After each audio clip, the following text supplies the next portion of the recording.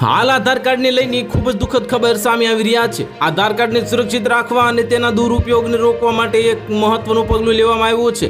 યુઆઈડીએઆઈએ અત્યાર સુધીમાં 1.17 કરોડ આધાર નંબર બંધ કરી દીધા છે। આ બધા આધાર નંબર મૃત્યુ પામેલા લોકોના હતા અને યુઆઈડીએઆઈ કહે છે કે મૃત લોકોના આધાર કાર્ડનો દુરુપયોગ થવાની સંભાવના છે।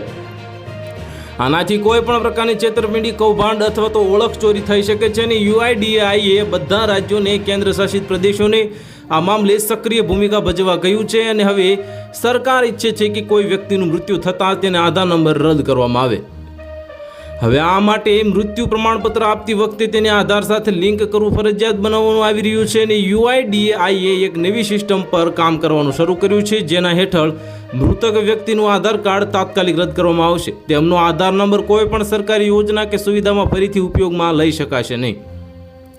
આનાથી ડુપ્લિકેટ ઓળખ અને છેતરપિંડી અટકશે અને મૃત્યુ પછી પરિવારના સભ્યએ મૃત્યુ પ્રમાણપત્ર માટે અરજી કરતી વખતે આધાર નંબર આપવો પડશે અને યુઆઈડીએઆઈને જાણ કરવી પડશે કે સંબંધિત વ્યક્તિનું મૃત્યુ થયું છે। આ પછી પ્રક્રિયા મુજબ તેનો આધાર નંબર નિષ્ક્રિય કરવામાં આવશે।